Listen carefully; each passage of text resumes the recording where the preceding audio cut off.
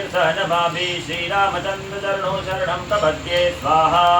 माता रामो मत्पिता रामचन्द्र स्वामी रामो मत्सखा रामचन्द्र सर्वस्वं मे रामचन्द्रो दयालो नान्यं जाने देव जाने न जाने स्वाहा दक्षिणे लक्ष्मणो यस्य वामे च जनकात्मजा पुरुषो मार्गस्य सम्बन्धे वन्दनं स्वाहा लोकाभिरामं रणरङ्गधीरं राजीवनेत्रं रघुवंशनहतं कारुण्यरूपं करुणाकरं तं श्रीरामचन्द्रं शरणं प्रपद्ये स्वाहा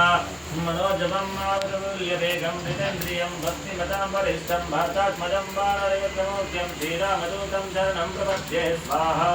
पूजन्तं राम रामेति मधुरं मधुराक्षरम् आरुह्य कविताशाखां वन्दे वाल्मीकिकोकिलं स्वाहा आपदामपहर्तारं धातारं सर्वसम्पदां लोकाभिरामं श्रीरामं भूयो भूयो नमाम्यहं स्वाहा वर्धनं भवबीजानां वर्धनं सुखसम्पदां तर्जनं यमदूतानां राम रामेति गर्जनं स्वाहा रामो राजमणि सदा भजयते रामं रमेशं भजे रामेणापि हता निशाचरचमो रामाय तस्मै नमः स्वाहा रामान्नास्ति परायणं भरतरं रामस्य दासोऽस्म्यहं रामे चित्तदया सदा भवतु मे को राममापद्दरः स्वाहा।